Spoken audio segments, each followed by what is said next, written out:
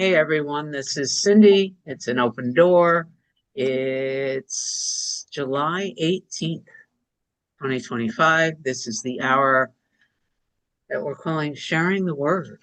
And we are currently working with a channel text called Resurrection and Paul Selleck.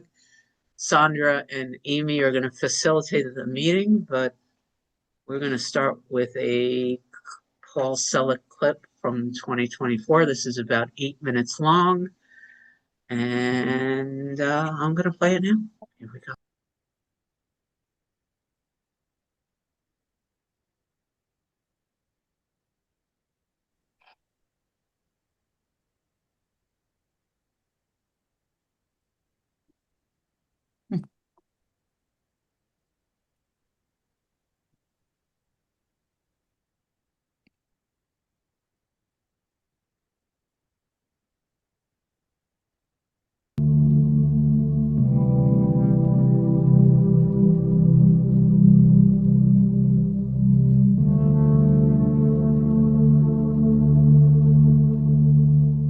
Now, some of you before us are very dedicated students. You read the text we author. You read the text we author. You attend the classes we teach. You attend the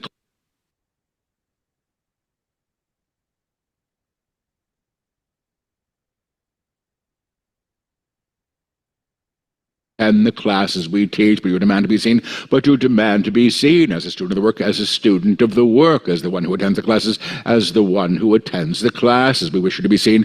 We wish you to be seen beyond any codification, any way of knowing the self, any way of knowing the self, through external act, through an external act. I am the one who takes the pictures, who puts them in a book, who puts them in a book, who looks at my history, who looks at my history, admires how I appeared on that evening, long ago. We see you beyond these things.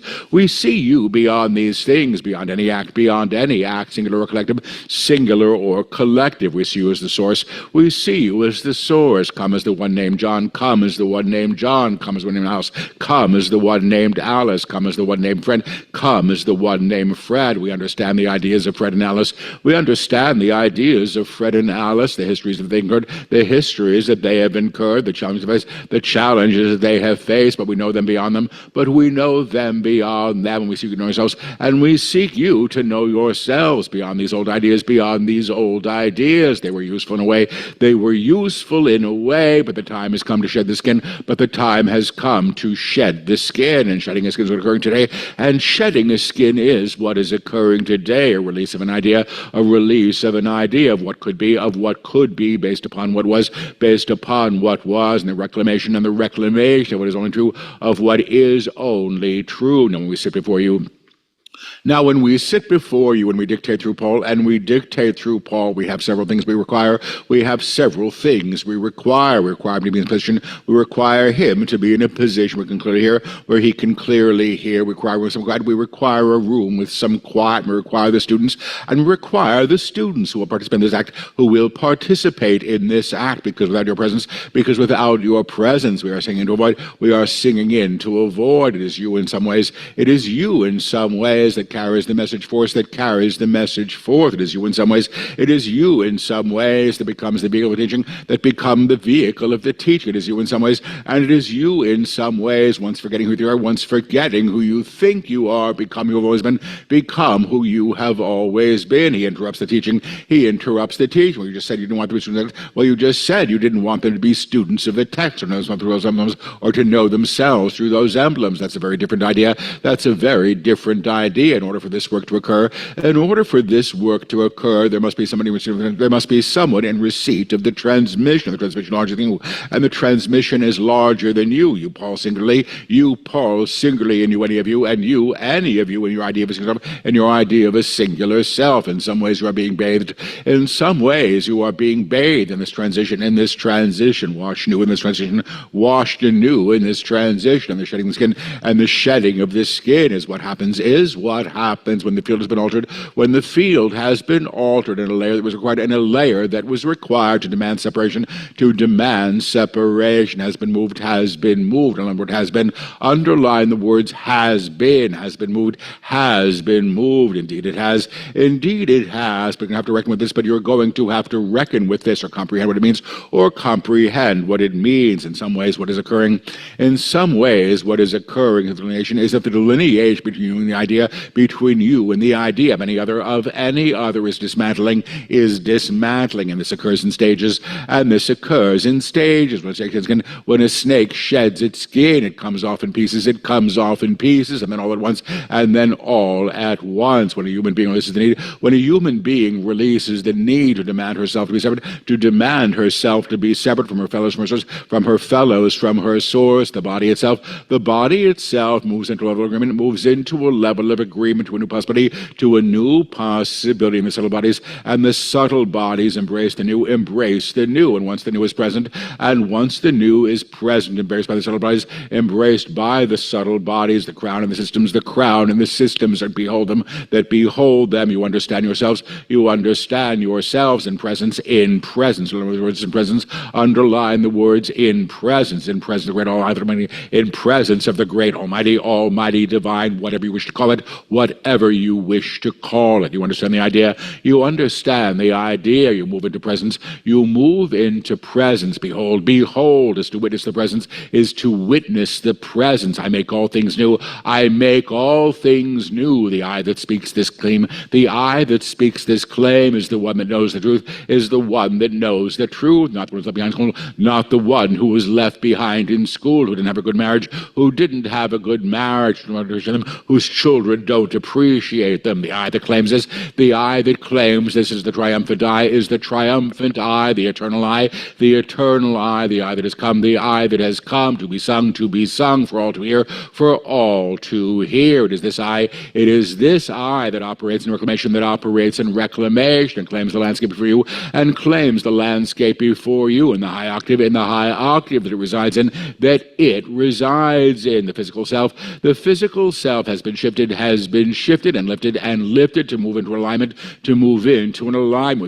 with these claims, and the announcement of it, I have come, is what puts this in order, the realization of the claim. The realization of the claim, which as we said comes in stages, begins with the claim, behold, I make all things new, because of what is new, what is new that is reclaimed, and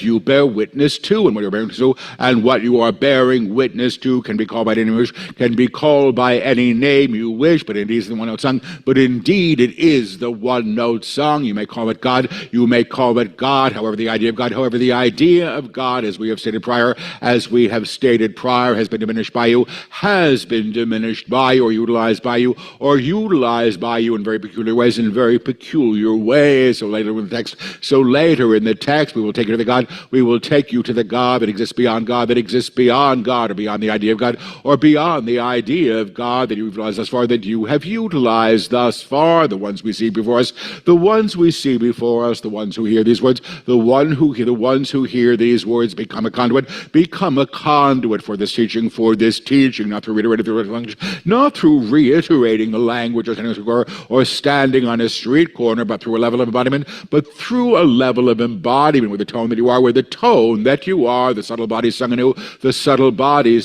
the crown being opened, to be replenished, again and again by source, is the alignment, of the one who knows who she is, what she is, and how she serves, her reliance is not on the external, as the prior self is known, but on the unknown, on the unseen, which has become seen,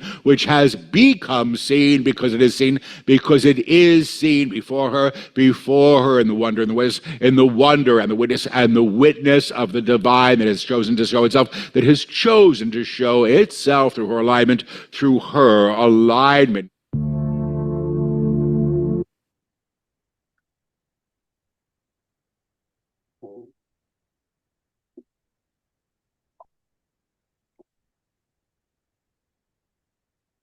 Good morning, everyone. And so it's always interesting to me, these clips before we start reading, and how they kind of permeate our being, these words that come through Paul. Now, I was wondering if anyone has any before we start reading, if anyone has any reaction or comments to what we just heard. Cindy. All I really want to say is that on Monday, we're going to be listening to a full channeling of something that Paul just did in the UK. Like, it just got uploaded. And I was listening this morning, and he was coming through with the same message, or they were coming through with the same message about reclaiming the name of God, and how it's not what we think it is, and how we're stepping forward as the embodiment of the teachings. So just this idea that saying yes to becoming the embodiment of the teaching is, well, it's moving me to tears. The saying yes to that, and understanding that I don't understand what it is, but I trust it completely. And the only other thing is, I love the fact that Patricia is here, slaying and not slaying. It's just, it's good to have you. Like, and that's bringing me to tears as well. You know, that we're all what he's talking, you know, he was talking to us. The guys are talking to us, and taking that in is an extraordinary feeling. So that's all I wanted to say. Yes, and I'm up for reading. it feels universal and personal at the same time. I love it at the end when the guides were saying that when you come into alignment, the unknown becomes known. We begin to witness the divine. And I believe that for me, that's a process. It's both an instant and it's also a process. It's both. So Livy, you had your hand up next. Good morning, Livy. Good morning. Good morning, everybody. Really grateful to be here with y'all this morning. And you know what just stuck out to me and just warmed me inside was when he said, the God beyond your God, you know, and I love that, just really resonated with me big time and just kind of warmed me. And I just wanted to share that. That's all. Thanks. Yeah. It's interesting that the title is Shedding All Identity, and the very first paragraph we're going to read talks about maintaining something of who we are. So that'll be an interesting discussion. Amy, good morning, Amy. Good morning, everyone. Really, really quickly, I just wanted to say, seeing him full body as he's doing the channel really struck me, what he's going through physically, as he does this. And it sort of, it moved me somehow. I'm not sure how, but it did. And then I just wanted to say to Patricia, I'm so glad that you're back. And I hope you'll share with us how you are, and just want to send you my love and appreciation, and just glad you're here. Would you like, Patricia, would you like to share anything before we start reading? Sure. Hi. Hi. It's I've missed you all. I broke my shoulder in 6 pieces. I'm still out of it. I'm still not quite here. It takes a long time to get all that stuff out from the hospital. I had surgery. You know, life happens. It's like walking around in these bodies. It happens. These things happen, and it's no fun. And so I may stay, I may not. So forgive me if I just zoom out. But I did want to say hello, and I'll stay as long as I can. Thank you.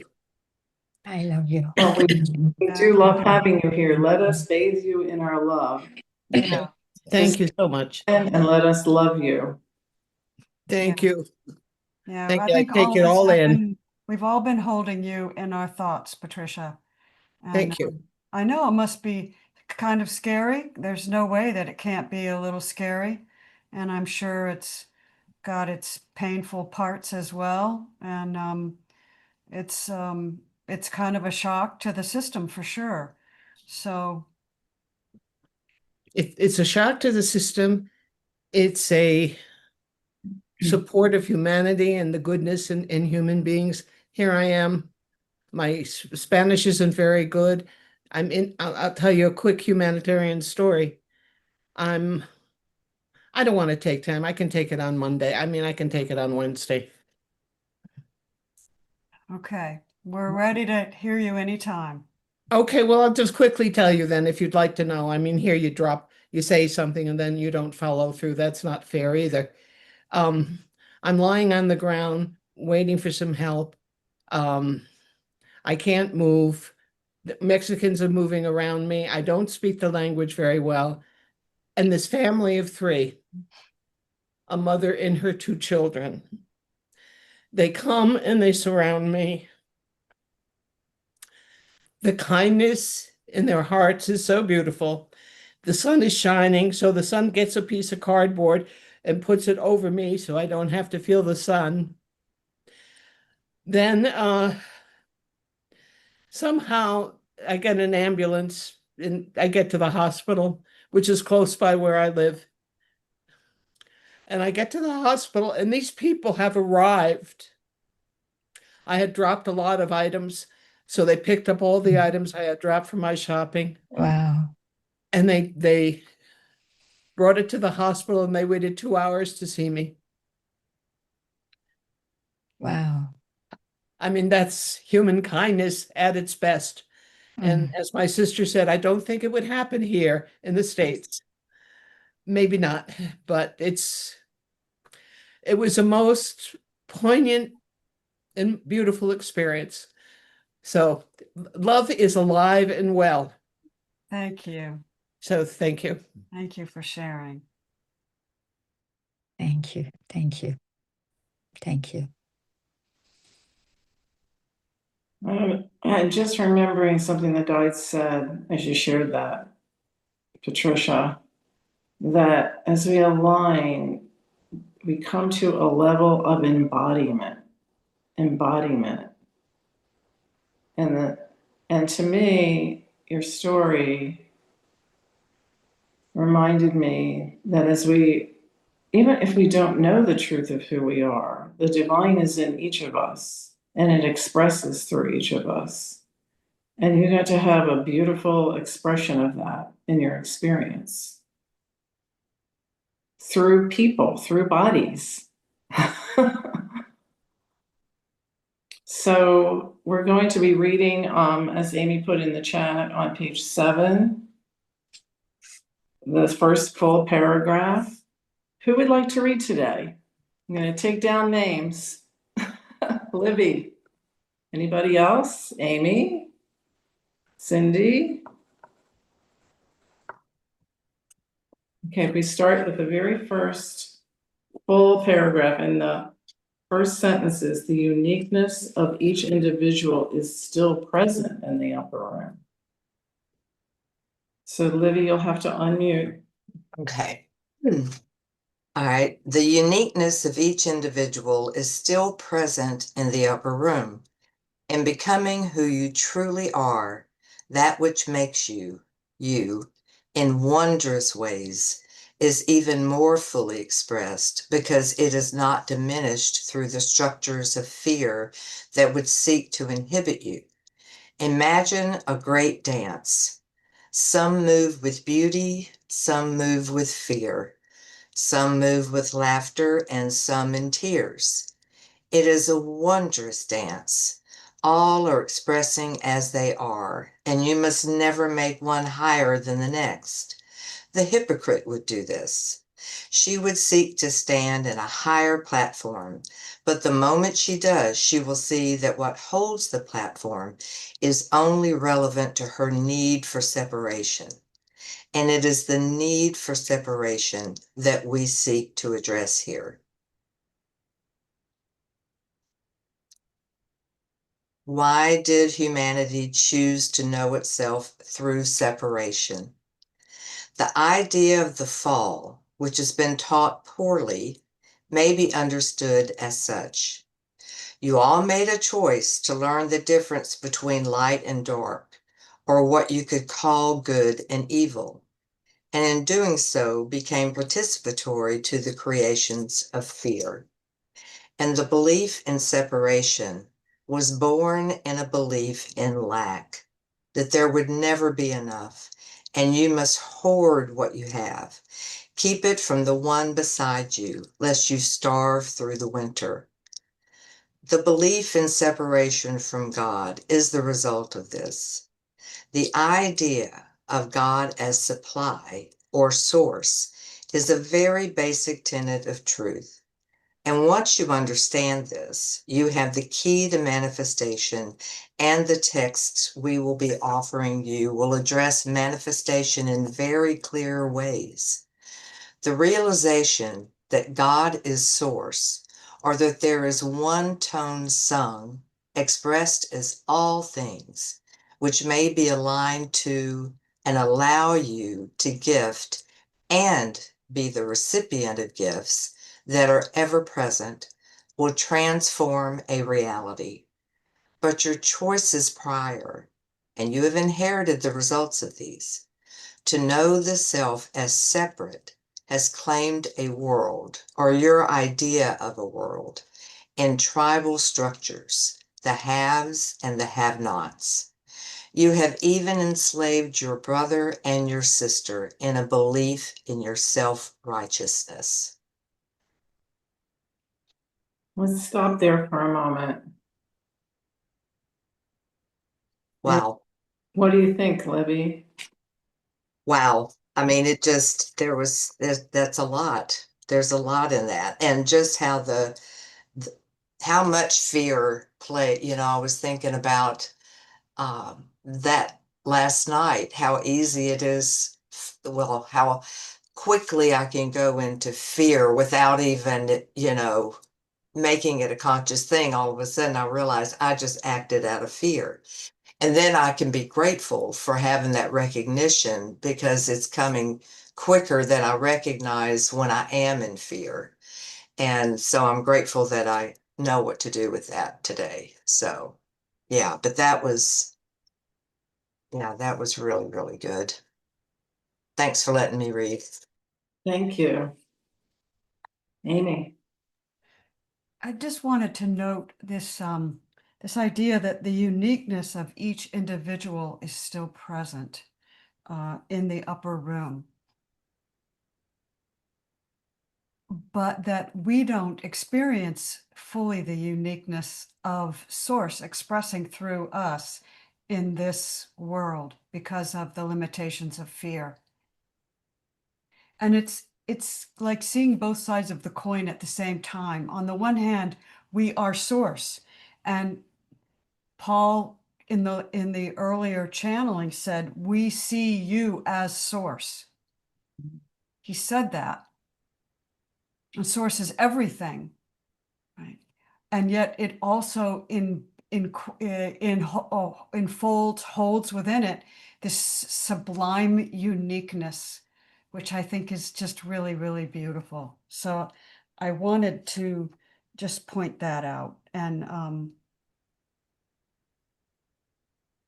there was something else I was going to say. I don't know. It reminds me of A Course in Miracles that it's Source itself, or the one song sung itself that pulls us back, that takes the last step in pulling us back into itself, which we are never separate from. So that's a very dualistic understanding of God taking the last step and we being separate from God. But there's something in this that is moving me. This whole thing about the uniqueness, and yet we're never separate from the one. There's something my little teeny mind can't fully wrap itself around. And I'm holding that and I enjoy exploring that. Yeah. I'm so glad you brought that up, Amy. Don't mute yet. I want to talk about it.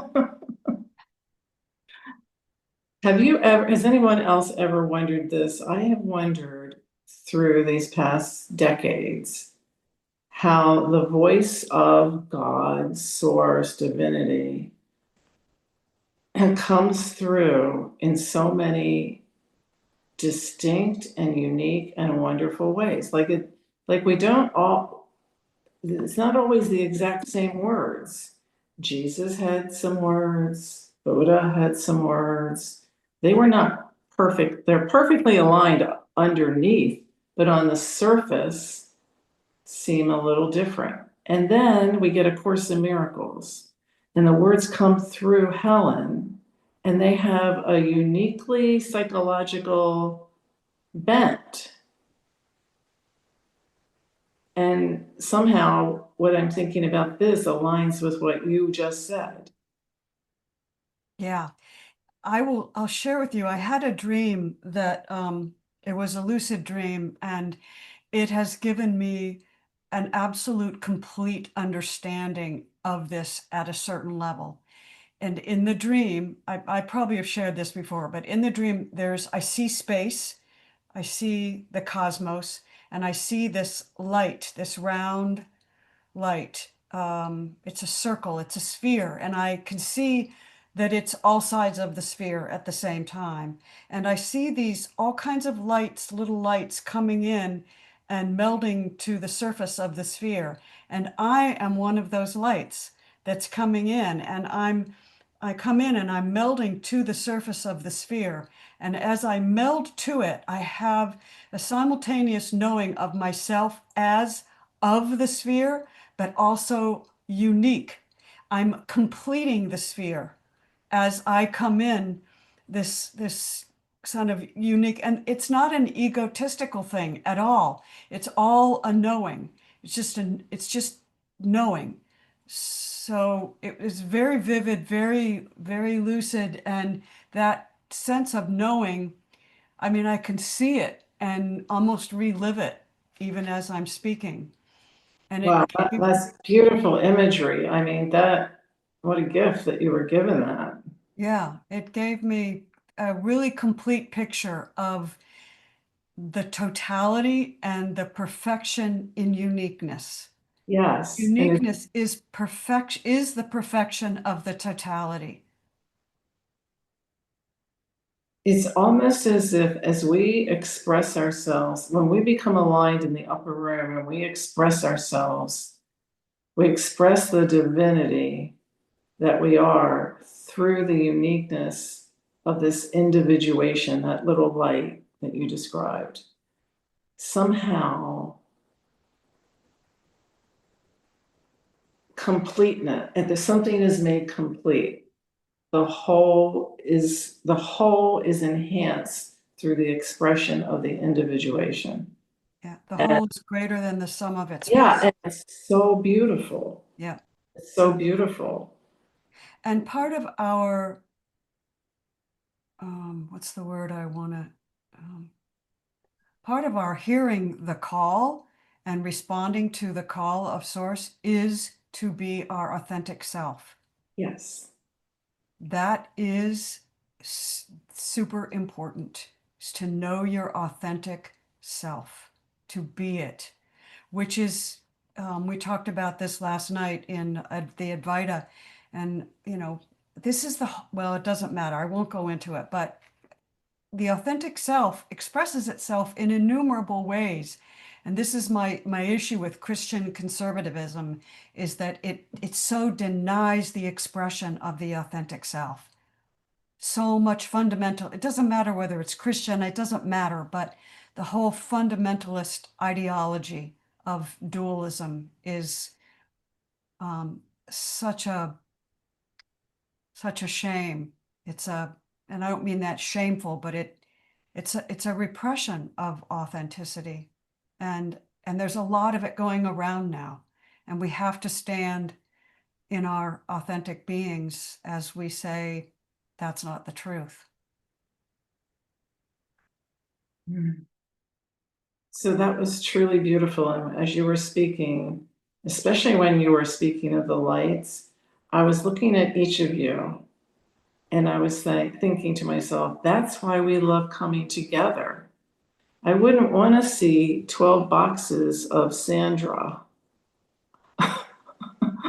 or even 12 boxes of Libby's, now that you're laughing, or 13 boxes, however many there are. There's something about the beauty of the uniqueness of each individuated expression that brings the whole as, and we still are one. We're not denying the oneness, but we're enjoying the uniqueness. So I love that first line that you read, Libby. The uniqueness of each individual is still present in the upper room. And we get to really experience that right here, right now, in real time. It's not like it's going to happen someday or tomorrow. So, speaking of real time, William. Well, I love what was just going on.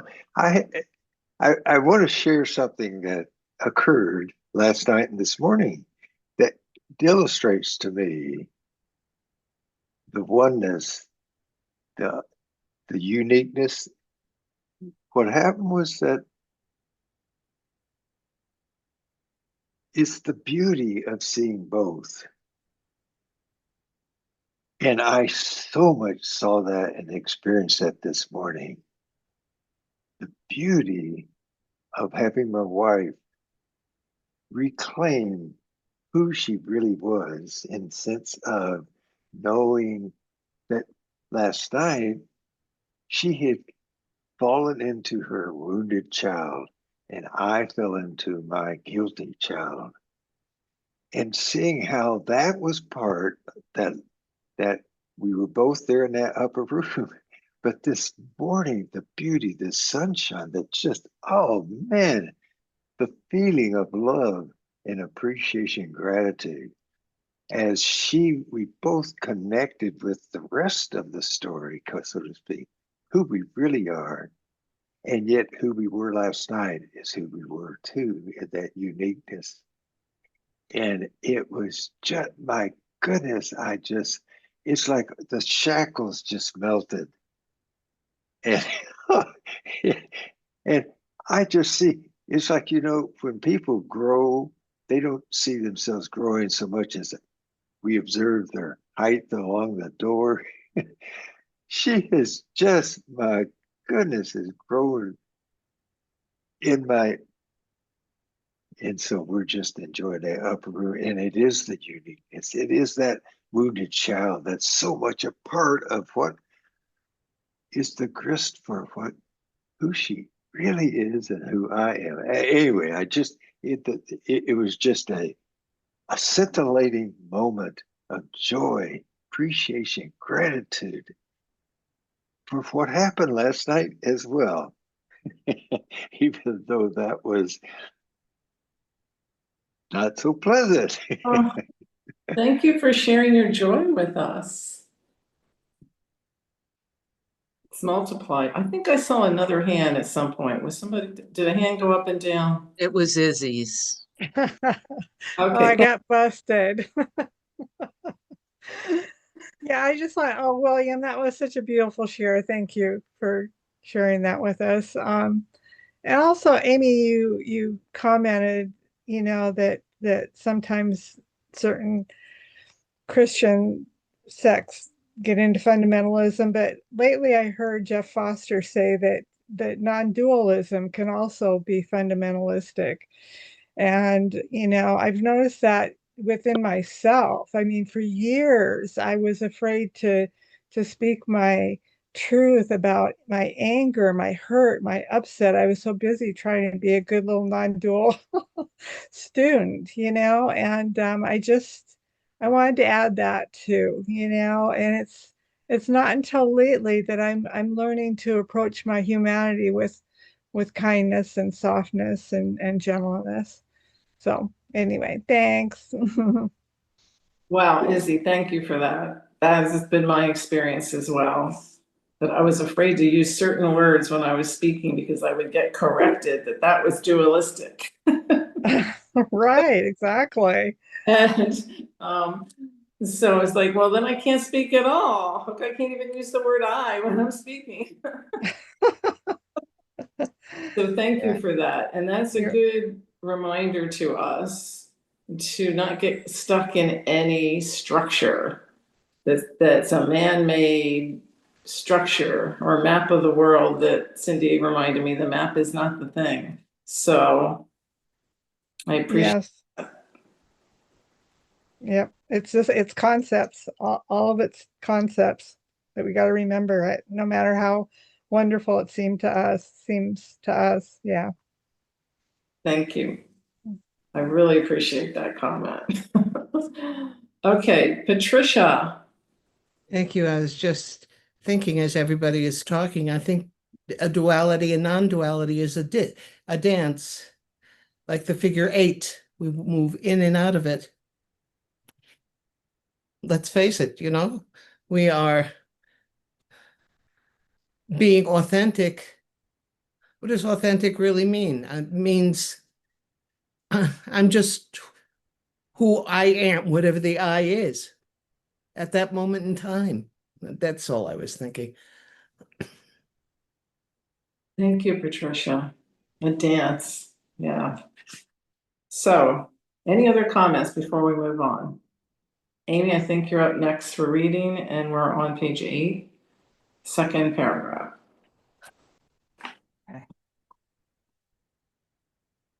The knowing of who you are implies great change. And the moment you know who you know who others are as well. And any barrier that you would erect between you and your brother is the creation that you will now be attending to. Underline the word will. The barriers are witnessed now. The creations you've known through fear are evidential, will not be ignored. And unless you attend to them, you will continue to act with them in accord with their purview. And because they are creations of fear, they will do their job to replicate. Well, we're told to be fearful, you may say. Perhaps you are. But to know prudence is not to be fearful. To understand the consequences of one's actions is not fearful. It is self-aware. And becoming self-aware in a new way is a byproduct of this instruction. This is a teaching of liberation, yes, but you will not be liberated while you are chained. And until you see how you are chained, you will not release the chains, nor can you release your brother or sister from them. The chains come in different forms. You are actually participatory to them and to their creation, participatory by agreement and acquiescence. You understand when you fear you are moving in a different direction than when you have faith. But you would like to believe fear is your teacher, even though where it leads you is to greater darkness. To release the self from fear is to stop claiming it as an ally and teacher, and you must begin with yourself. Who you are afraid of is indeed your teacher. What you are afraid of, indeed your teacher, because the opportunity is to release the fear in order to liberate yourself from the morass, from the chains it would bind you to. Libby has her hand up. Yeah, just real quick, I'm so grateful to recognize opportunities, as recognizing them as that. And fear, I felt like I was always in a state of fear.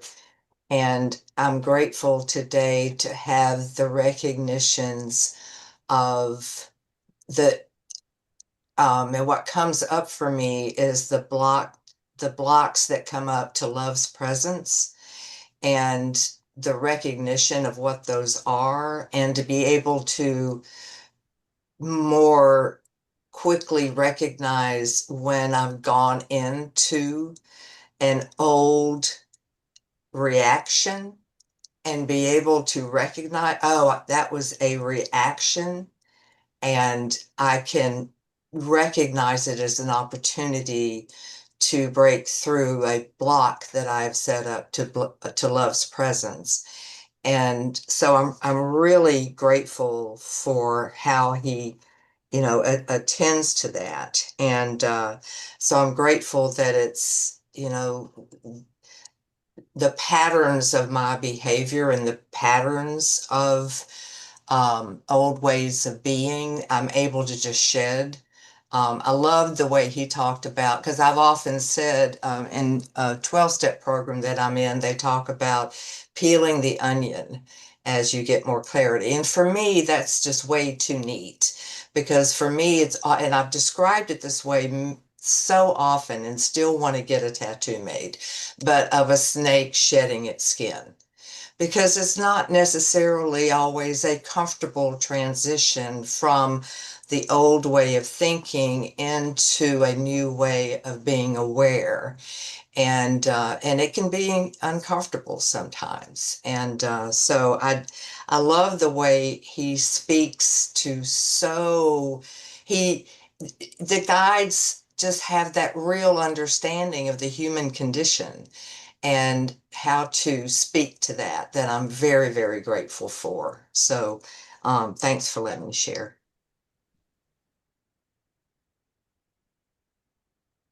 Thank you, Libby. What came into my head was we don't have to fear fear. I used to run away from fear. Now I can turn around and look at it and see it anew, see it as an opportunity, and see that it isn't as scary as I thought it was. Amy, do you want to add anything or go on?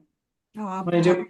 happy to go on unless someone else wants to read. Go on for there's William. I just want to highlight the difference between looking at sort of like what I think Libby's saying too. For me, fear not only was an opportunity, I was almost welcoming it and wanting more of it, as opposed to recognize it and let go. I don't have to have it to teach me. That's just lingering into it. The difference is that, oh, I can turn my attention to what's true, but it just reminds me that, that's the opportunity of turning my attention to what's true. I just wanted to add that. Yes, yes.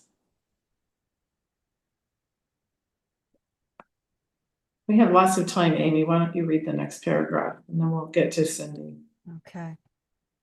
Now, as we teach through Paul, we have an agreement.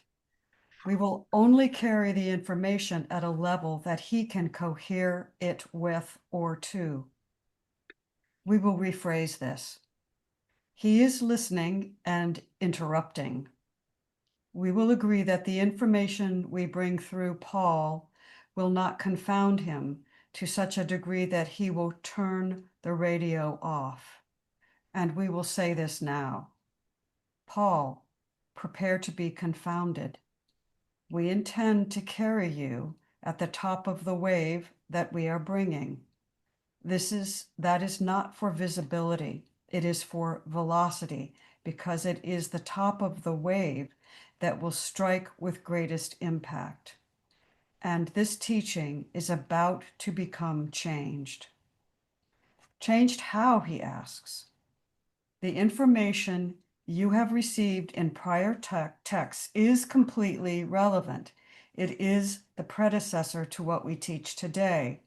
But we are going to begin to teach manifestation of form and field which is not addressed in the most practical ways or experiential ways in the prior texts, because you could not hold the frequency of the teaching. The time has come for the authors of this text, which is we, the voice of this text, which is Paul, and the students of these texts, which is you, to say yes to a co-creation. The manifest of this text is the resurrection of the monad, first in principle and then in active form.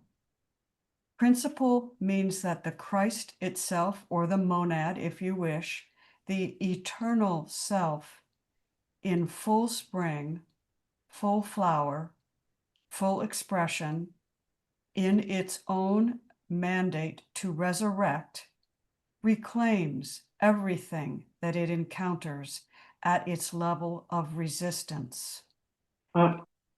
Resonance. Oh, I'm sorry, resonance. Whew, that was a good one, Aim. Let me reread that. I will reread that.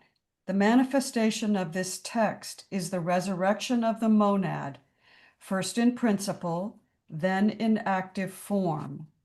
Principle means that the Christ itself, the monad, if you wish, the eternal self in full spring, full flower, full expression, in its own mandate to resurrect, reclaims everything that it encounters at its level of resonance. It is a reclamation first of field and then of form at the level that the form can hold it. So what do you think this means? Manifestation of form and field. That's a good one. Cindy, do you want to add something?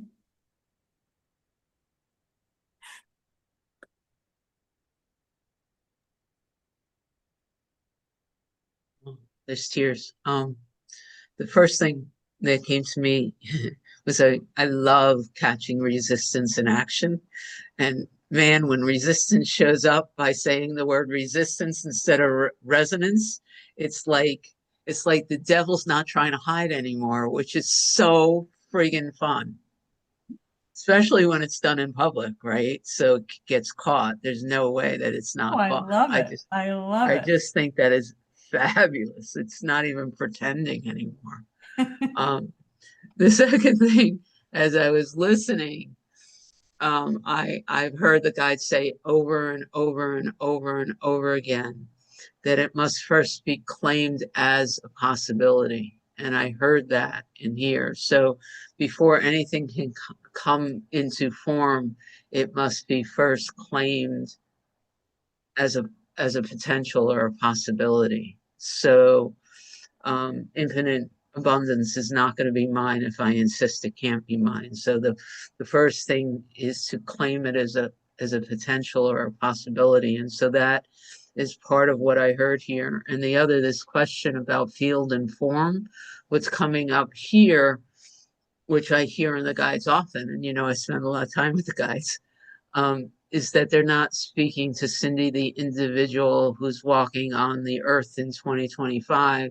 They've clearly stated that the human collective was born into the idea of separation, and separation is by definition the denial of the divine, and separation / the denial of the divine / is an energy of fear. Like those three things are the same thing. And the human collective as a field was that. It was born into that level. So when they say field, part of me is thinking that they're not talking about the Cindy field, they're talking about the human collective, the human consciousness. And so we are part of a reclamation of what was born to experience the tone of fear, and are now being given the opportunity to be part of, like when Amy was talking about that beautiful global light, we are part of what is claiming the human collective field in a vibration that no longer operates in a sea of fear. You know, fear might be an experience, but what the guides have continually told me is that human beings in general, as definition, don't know what it's like to live without fear, because it's like we've been immersed in an ocean of fear since the beginning of our existence. So the invitation is now to be immersed in a different field. So that all of those things are what come. Cindy Me. is just, you know, really so articulate about this. I want to just say that too, that what Livy was also very articulate about was her recognition that there's fear operating, and then choosing another, you know, being able to hold the fear at the same time she recognizes that fear is operating, right? If you're in fear, you don't recognize it, you're just reacting.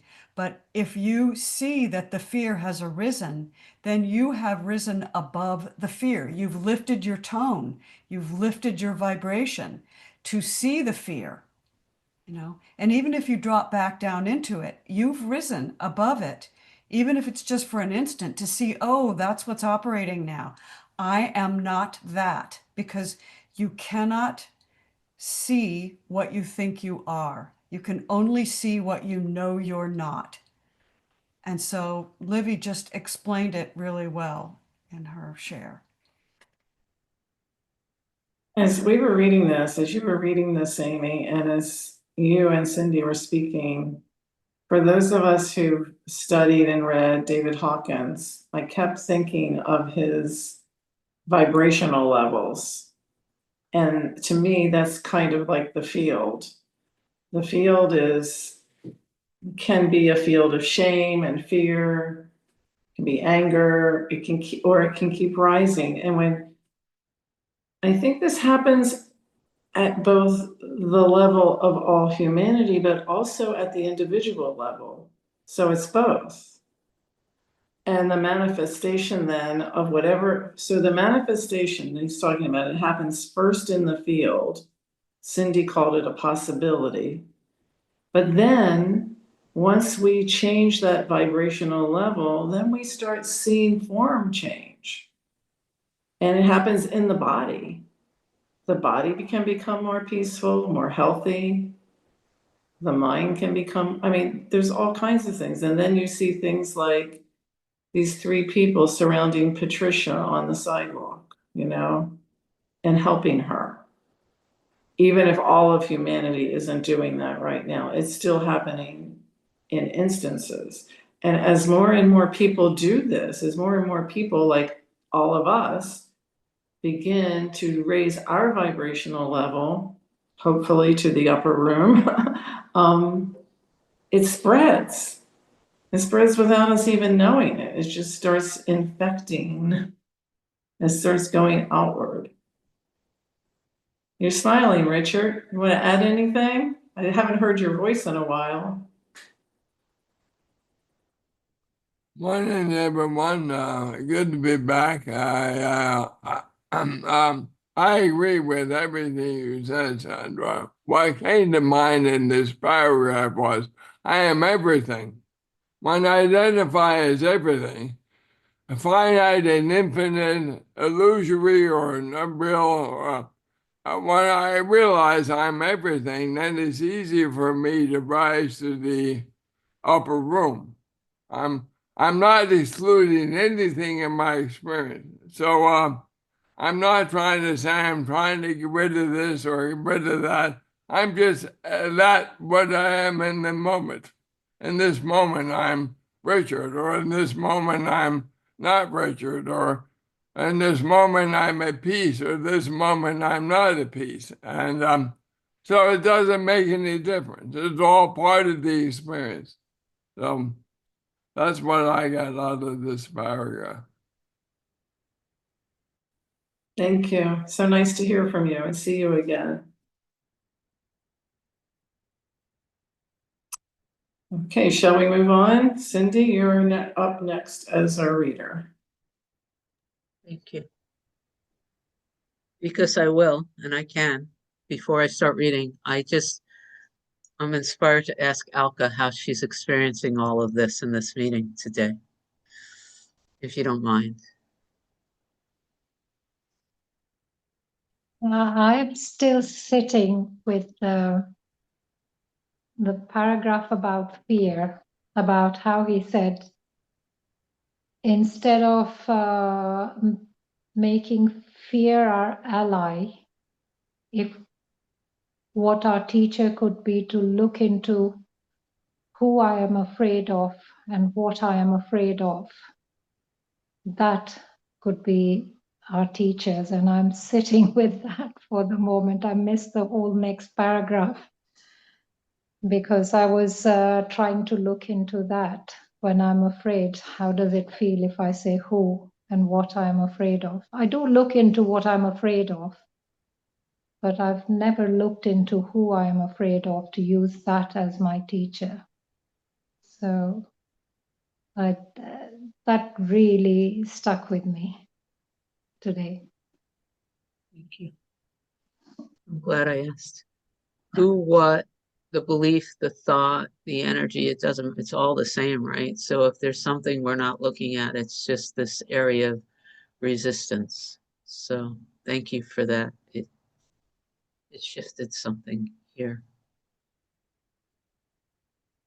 Thank you, Alka. We love hearing from you. Shall I read? Yes, please. We're on rearticulation.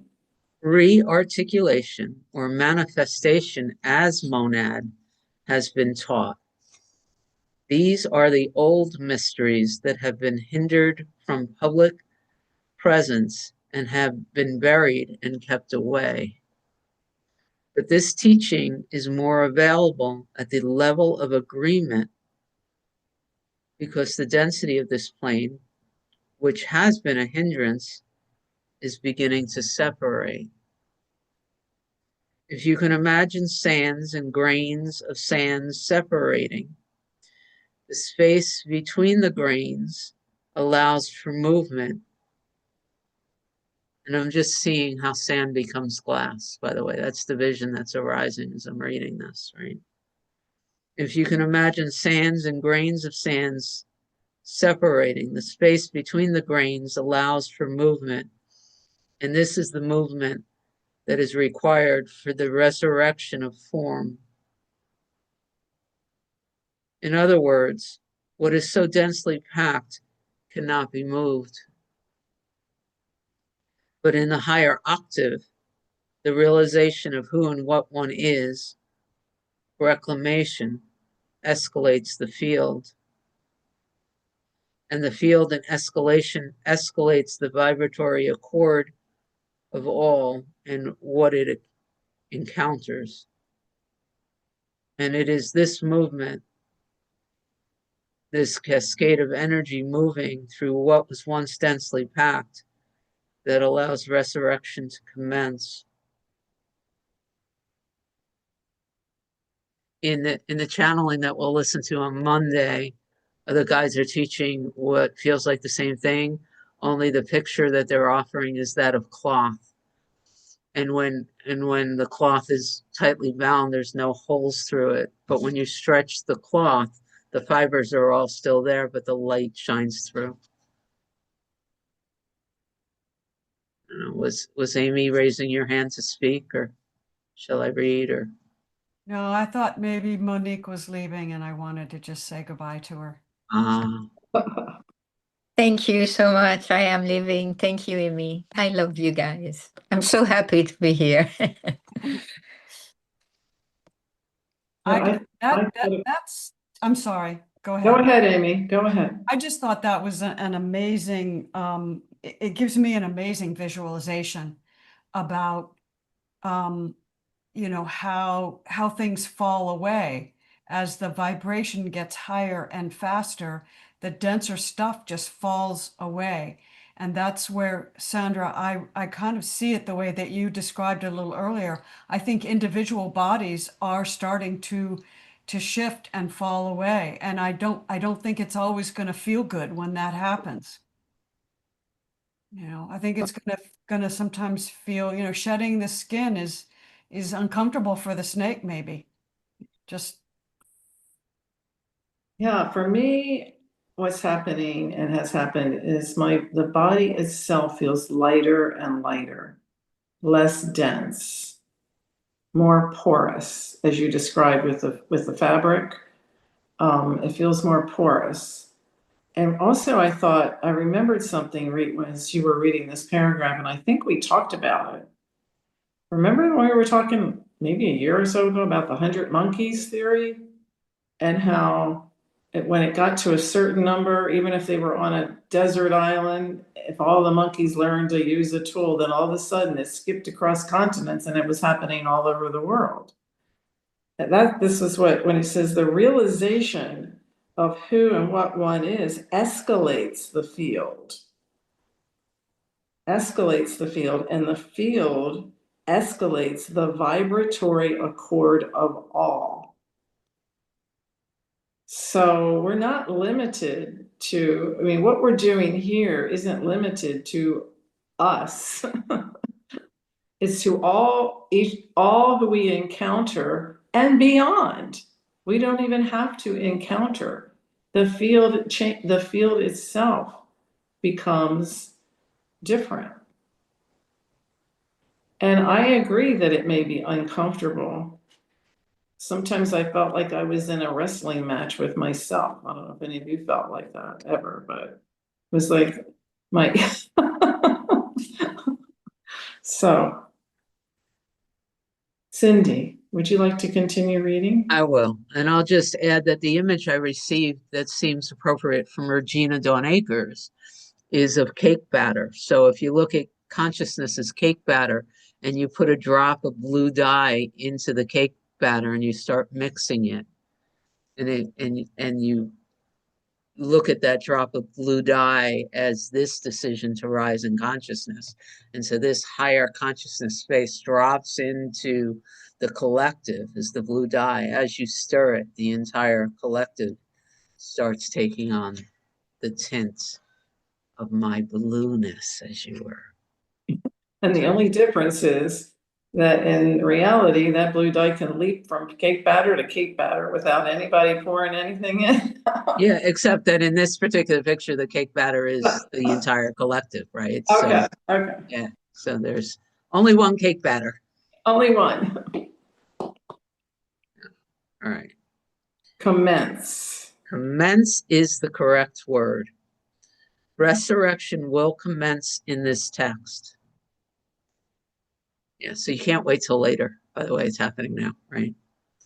How one completes the mission, individuated in his or her unique path, will be chosen by the soul. We will stress this. The soul, finally, who has indeed come to learn, to reclaim itself in fullness, is the decider, finally, the level of vibration that can be sustained. We can introduce you to the high tone, but if the radio you are cannot hold the tone or align to it, you will be challenged. We will give you the information and indeed the tools to move the radio you are to play the high broadcast. These are the attunements we offer, but you are the one in your divine will, in your agreement to serve, that will say yes to the fullness of this passage.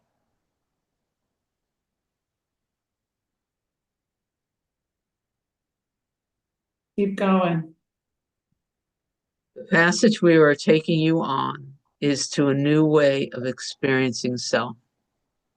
Self, capital S self, is still present, but you are experiencing little s self now through the edicts of history and the entrenchment and fear that you have grown in. A flower that grows in a mud patch knows the mud patch is home.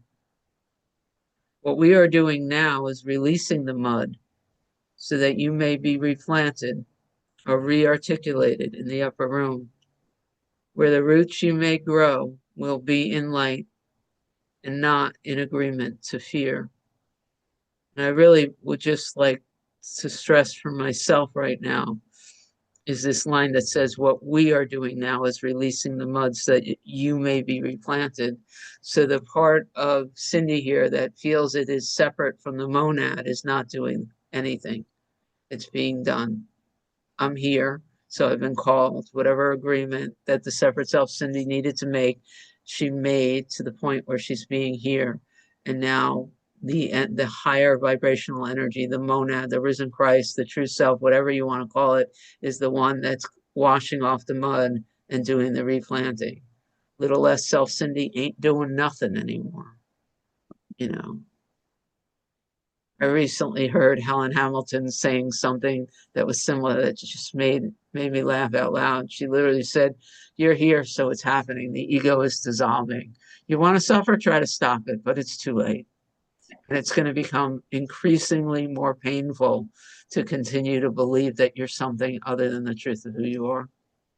You know, I heard her say that like loud and clear, and I'm hearing that same thing here. I'm here.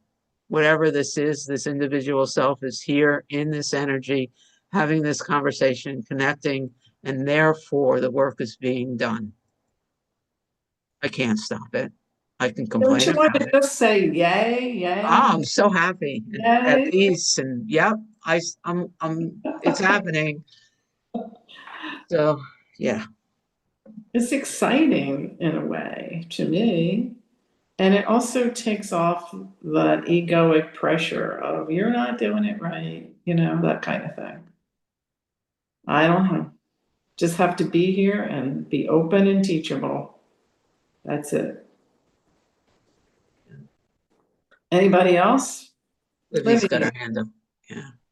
You know, what this makes me think of is how, oh, thought, come back. Wait a minute. But is that, oh, it was right there and now it's gone. Welcome to my world on occasion.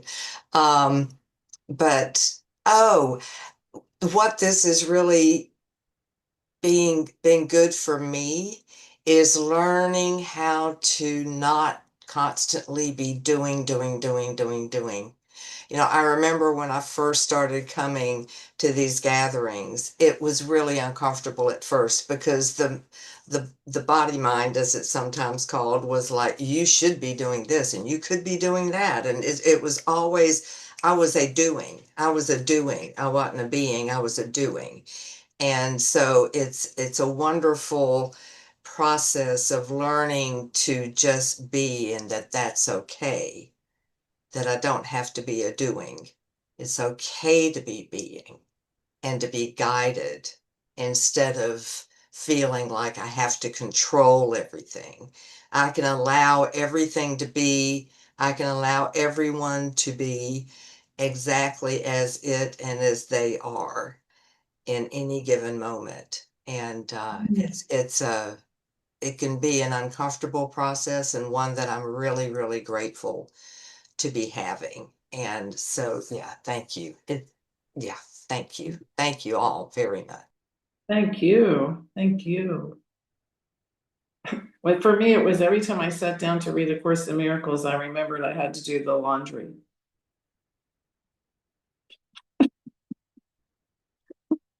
Or something else, you know. Oh, I better do the laundry first. And Dago, hello, sweetheart. Hi, everyone. It's so great to be here. Always. It's just so amazing. And what was so amazing that just came to me, I was peeling a boiled egg. And it didn't peel correctly, or it started to come off or whatever. And it wasn't going the way that it should, like it was taking pieces. And what was so breathtaking to me was that God showed me, no, that is perfect. Having it be all in clumps is perfect. It was Indigo and all the things that Indigo thinks that it should be different. And it just was so beautiful to just see that that's everything. That when I see that things are different, or Indigo sees that things are different, not the way that, oh, it's not this way, to just stop for a minute and love it, because it's perfect exactly however it is. And it's God, and it's love, and it's Ramana, and it's here for me. So I'm just so blown away, and I just love being here with all of you. To me, that's the best gift ever. So thank you. You are the best gift ever.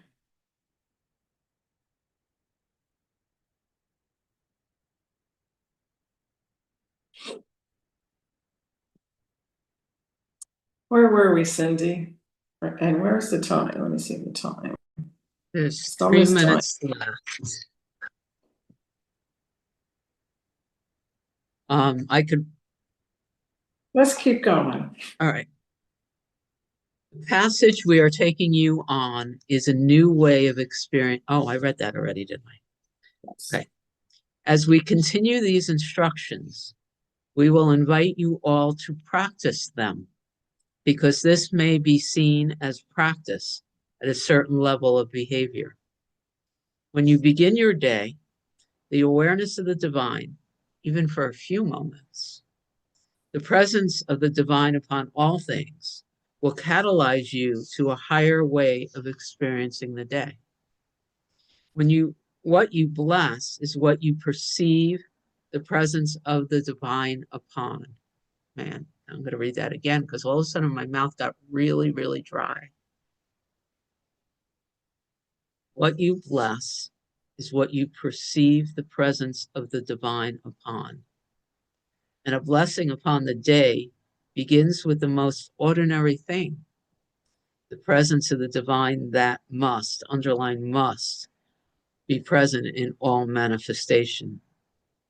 This first acknowledgement of the day will actually transform the day.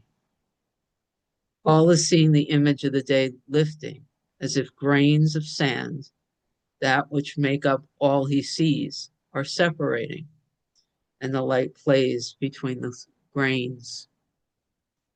This is exactly what occurs in the act of blessing. And when the grain of sand itself is known of as God, the alchemy, the manifestation of change, is only immediate and always immediate.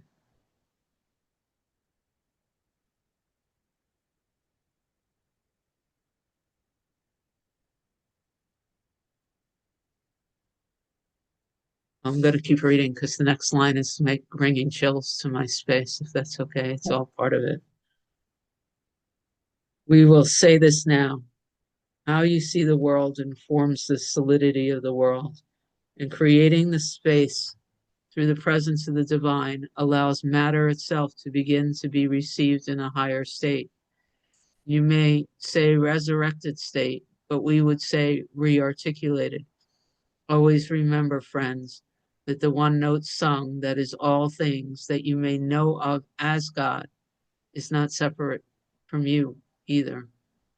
We will say this now. This is the beginning of chapter 1. The text is resurrection. We are honored for your presence. Stop now, please. period, period, period. I thought that was so beautiful. Chills.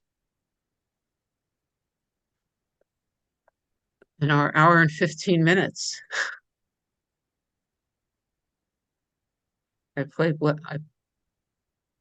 bless this moment, this only now ever moment. Yeah. Place blessings upon this instant.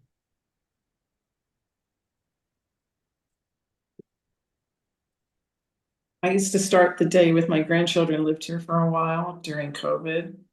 And every day we would go outside or open a window if it was cold and scream out to the window, "Good morning, world. We love you, God." Started the day like that. And